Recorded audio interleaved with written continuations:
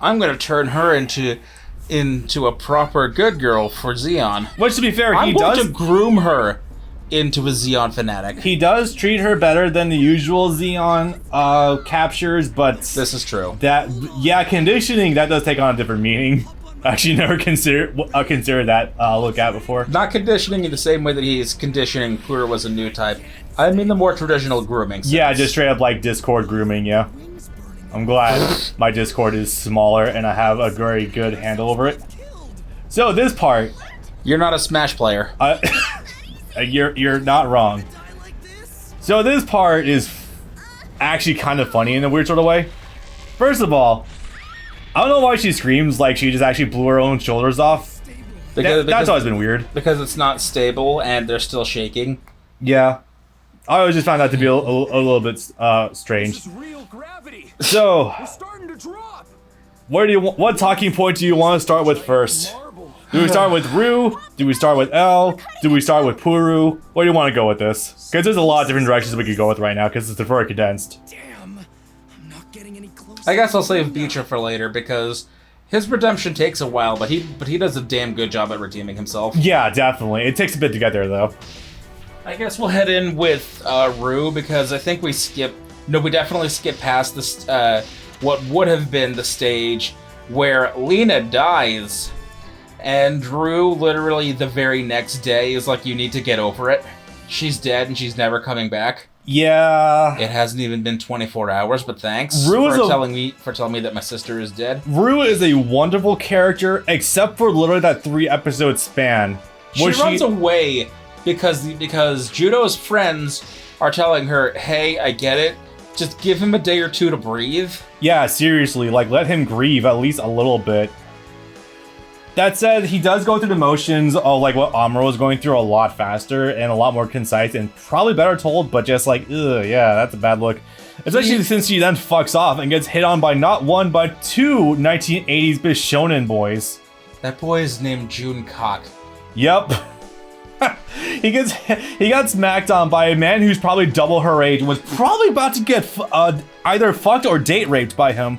Date rape. You know, the funny... Like, straight up. So the funny thing is, he's a dead ringer for Quattro, and like a month or two back, I was reading a handful of Gundam icebergs, and one of them is because the icebergs also cover theories, not just obscure facts. Oh no, is this going where I think it's going? Is that there are people that think that that Jun Cock is another alias for Char, that actually was Char, because Quattro Vagina Jun Cock. Also because there was a Neo Zeon base down there in Dakar, because that was where they fought the African guys. See, I want to go August Guidon. I wouldn't go that far to say that he was probably Quattro, but I would say that in development he might have been thought of to be him, and they probably backed off at the last second and just made him slightly different. I guarantee you it's entirely coincidental that they went with that design, but I just think it's funny that people roll with it. Oh yeah, definitely, especially since there was another blonde-haired fuck that had a hots for Rue, which, I mean, again, I get it, but it's also really bringing in the assets that Tomino really doesn't know how to write women. Also, I think Lemmy, who literally gets into a fistfight with him, would know what Char Aznavour looks like. Probably. Bastard son of, Giran. Giran. Yeah. Okay. Let me just park my colony here. Remember where we parked? Kathleen, the Zeons are dropping more of them colonies on us. I'm going to miss the bar fights with my friends. Sorry. I'm moving to Scotland. I'm moving to Scotland. We're having more land taken over by the UK. I can make those jokes because I am both Irish and Scottish, lol. Okay, you know, I considered playing this on hard, but no, definitely not. Because first of all, first mission we get access to the boy. The fucking beef. The Double Zeta, I've played with a lot of these mechs by now. I think the Double Zeta might be one of the best mechs in the game. Absolutely. Like, aside from just our limited pool of what we have access to, it's really good. Triangle. I know. Damn it! Why? Why can't we all just live in peace? Okay, really quickly before we go too much further, shouts to that one really inconspicuous shot of Amuro suddenly reaching out through the new type force and just talking to Judo like, "Are you angry? Good, then use that." I'm just like, Camille. wait, that no, I don't think that was Camille. I think that was actually Amuro. Because I was listening to him like, wait, no, that's not Camille. That has to be Amuro talking to him through with his new type abilities. I really don't think so. I really think Amuro was cut from the show entirely because they only mention him by name once, and by this point we already know that while Camille is still too far gone to be able to physically speak, he can walk and he can communicate telepathically with his new type powers. You see, that's my thought process too, but the voice was way too similar to Amuro. I can show you later. Like, actually, it's kind of fascinating. Alright. Okay. Oh, speaking of Camille. Far be it for Universal Century to have dropped plot threads. Yeah, seriously. So, Camille also starts off relatively comatose, like he is breathing and he can look, but he can't talk and really do anything by himself, so yeah. But later on, even at this point, he's able to walk around and do things. He just can't talk, and like, he's very like detached. Like, you know what I mean? Yeah. Like, he very much seems like he's in a constant dream state of sorts. Also, shouts to Camille, coordinating an entire battle by himself. My favorite part is when they're back on the Argama before they say goodbye to him for the last time, where the kids are just having fun. Literally, they put him on like a Home Depot style loading bed, and they just throw him all over the place and just wheel him around. Yeah. Also, this Like transformation sequence. Like a shopping cart. Oh my god, they Yeah. recreate the pose too. Nice. X. The double Z is really good. Still not my favorite overall, but god damn if it's not my favorite among the original trilogy of main character mechs. It's like Absolutely. holy shit. If we're calling it like extended universe stuff, I think I like it the most alongside like the Gundam Alex and the Yeah. ground type RX-78 2. How about primary UC, the shows that matter? Yeah. If we're saying the ones that matter, then yeah, that one definitely matters quite a bit. High mega cannon. Also, The shows that actually aired on TV. that's fair. Also, God, I forgot that you can't lock onto shit with this game, and it still bothers the fuck out of me. Jesus. That's that older style, yo. Yeah. So anyway, also the Double Z is just genuinely like, how the fuck did Anaheim Electronics make this godforsaken thing? Because this thing is like, literally like, it's 3 core fighters, but it essentially has a firepower of 3 Gundams in one. It is fucking insane. It has beams on top of beams on top of missiles on top of the forehead vagina cannon. Yeah, because like between the high mega cannon and the It's sheer output of the beam sword, it's like Jesus Christ, dude. This is the hardest one of these fights, without a doubt. At least with the Psycho. Because there are other mobile armors that are of varying difficulty, but this is the hardest fight, I would say, with the Psychos. You fight the Psycho a total of 3 times in the game. And I think you fight at least twice in this one mission. Also, be very careful of Peru. Peru can die on you. Amuro dying is still worse, though. Yeah, that's still objectively worse. It's really clear that just the development. Oh, you don't have a max Muso gauge, I noticed. No, it's still just a 3. I think it has to do with your actual mech specs. Lol. I do want to point out though that the more you do damage, I mentioned this before. The battle damaged Mark II Psycho Gundam is fucking insane looking. Yeah, it's crazy. It's really fucked up. Seeing the wires underneath the plating that look like coursing veins.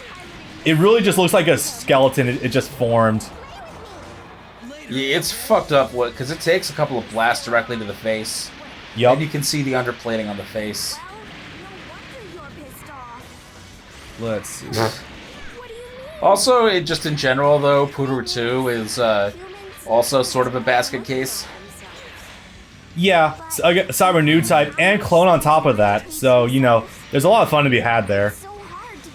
Where Puru still sort of acts in his program to act like a child, like an 8 or a 10-year-old. Puru 2 is programmed to act like a 20, 25-year-old. Seems like focused directly on the mission and nothing else. will kill anyone she has to get the job done. I've heard people call the design for the Psycho Gundam Mark II like creepy in a way, and like I don't know, outside of the face, sort of see it. Outside of like the face, I don't really get much outside of just giant Jeep. I mean, again, it's the thing with the cables running like veins. Oh, I forgot the thing of spin funnels too. Yeah. Parried.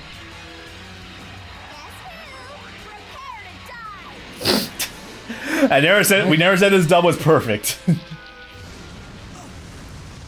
And just kamikazes right into it. Surely that would be enough to take down the mech, right? Right? Depending on the show you're watching, something as simple as a regular-ass bomb was enough to destroy an entire battleship. Yeah. Also, genuinely, like, the animation for the series episodes is amazing, because it just has all the wreckage and debris in the background. Yeah, it's like, for example, if you, I don't know, lit a fire or exploded something directly in someone's face. I'm gonna also say it's their exposed parts. I'm gonna say it's also, I don't know if you get the same feeling, but like, I've always appreciated 1980s animation because there's just something like really nice about like the hand-drawn style of it. I get the sense, especially with like darker sky backgrounds or like just areas that are just like war-torn and look like post-apocalyptic.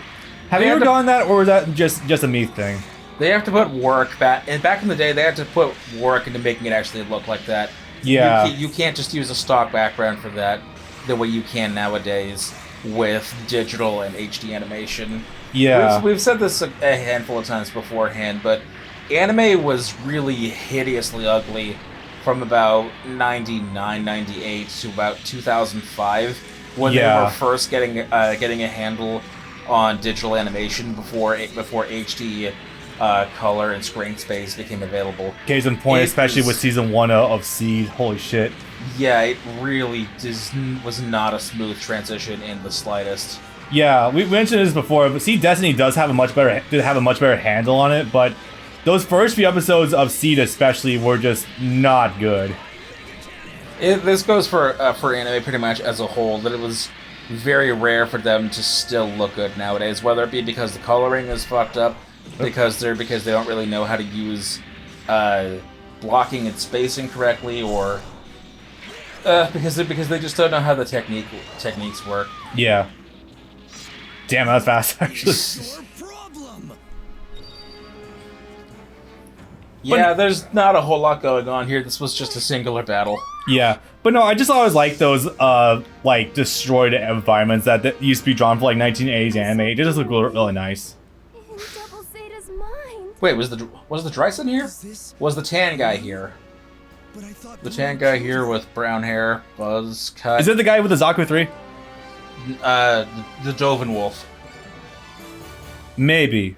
I remember that guy who piloted the Zaku 3 a lot more. Rakan Dakaran, which I thought was hilarious considering we met him either just before or just after getting to an area called Dakar.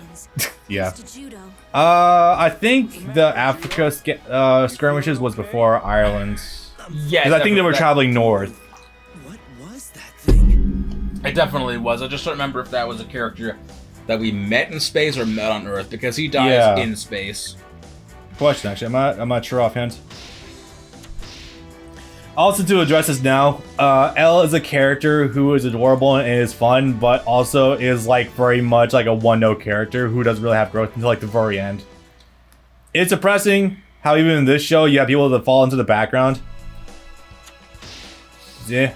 It feels like they were trying to get more of a balance. They wanted to have more girl characters as part of the central plot after realizing that there wasn't really anything they could do with Lena after the early bits. Yeah, especially since Lena was kidnapped for literally 4/5 of the show. Ugh. Oh boy. Wait, what level was this? Oh wow, we're advancing forward quite a bit. Yeah, we're in the stage where we fight Glemmy. Oh Jesus, okay. Inside Axis. Okay, it's been a few months since I watched Double Zeta, but I'm trying to remember all the events. So they go back into space. They go back into space. They steal the Nail Argama after the regular Argama gets decommissioned. That was great. They steal the nail argama from the La Vie en Rose.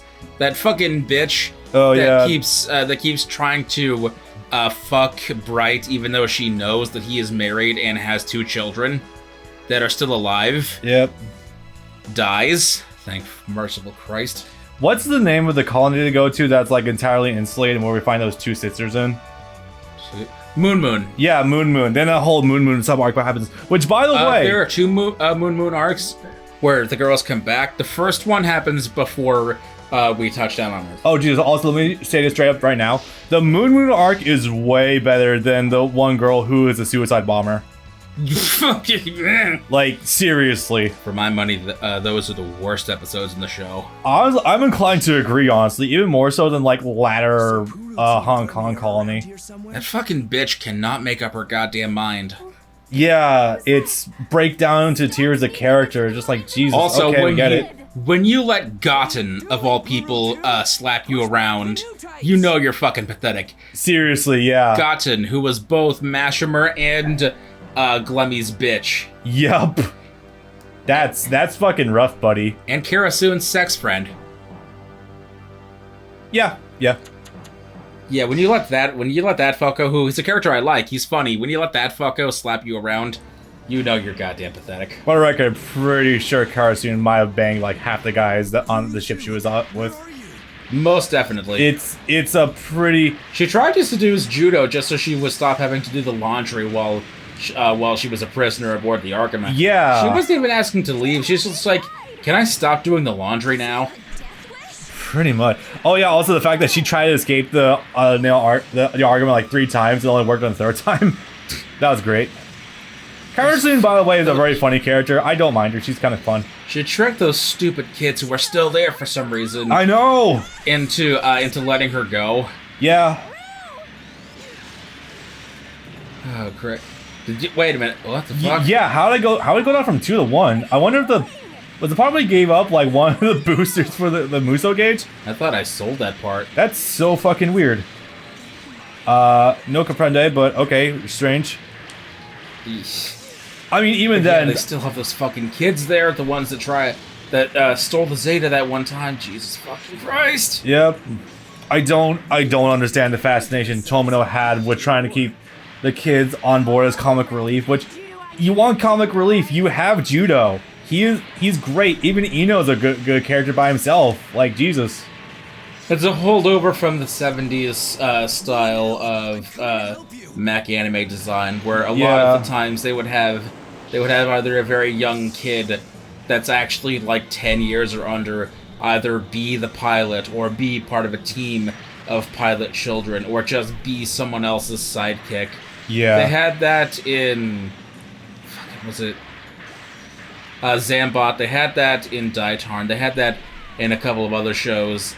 It's a relic of the era because that's how you market to children, is having a child character in this otherwise adult show that is seemingly important or seemingly cool or close with whoever the main character actually is. That is some straight up Jar Jar Binks shit right there. Yeah, basically. Oh, use a Muso here. Team Muso is really good. I mean, I already did it against the Psycho Gundam Mark II anyway, but like, this is still kind of cool. This game has that relationship point mechanic thing. I think you actually get more points with whoever you save first, either L or Ru. I think you're right. So I think this is actually the time when they're trying to invade Side 3. I want to say, because already they're doing a sneaking mission. I think we're being thrust pretty deep into the later episodes right now. We're on episode like 42 out of like 46. Yeah, this is when they invade that side. The mining colony. Yeah. And they make small talk with the miners there, funny enough. And they also were planning to rebel because, yeah, turns out not all Spatians are on board what Hamon's doing. Because turns out Hamon's a bit of a cunt. Who would have thought? Also, the G Fortress, since we're probably never going to see it again after the next stage after. Not true. We're going to see it playing in 3. Oh yeah, that's true. But yeah, it's they made a model for the double Zeta to make it transform, and I don't get how you get to that. There'd be So I already mentioned this to you, I think, in the video where we go over just raiding mechs for 3 hours.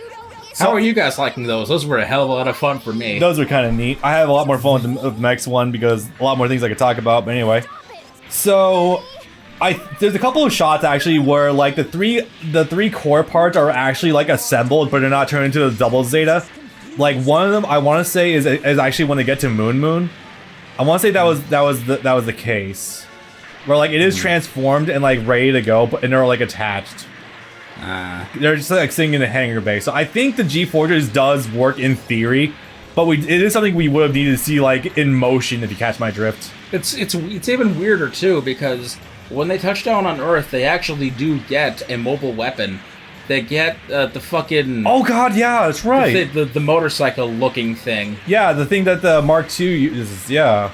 Yeah, it's the thing that's piloted by Mondo, because he's not officially a pilot yet. Yeah. So they let him drive. They let him drive the van. Practically. Mom, get the van. Hello, Queen Manta. I love this thing. It's really good. It's really cool. It doesn't really scream mobile armor to me, though. Is that weird to say? No, I get you. Like honestly, it looks more. It's two things. It's one. It's a bigger Cubile just off the bat, but also it's an evolution more than anything of the Palace Athena. You know, talk about this just made me realize we should probably mention what's else is happening right now. Glemmie is rebelling against Haman. Because it turns out that the last remnants of the Zabi dynasty is kind of trying to usurp Haman and take over. Because go figure.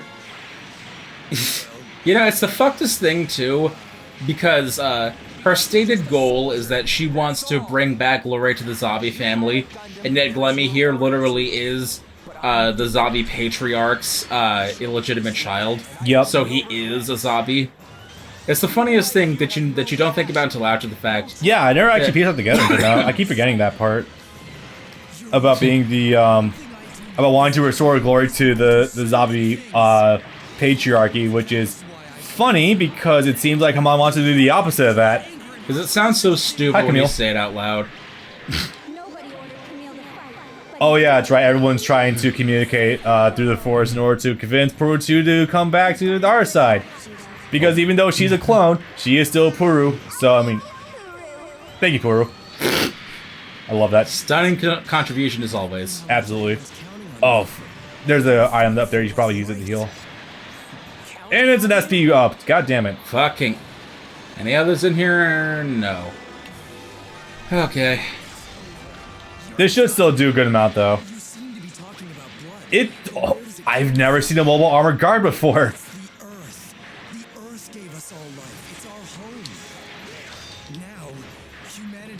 Okay.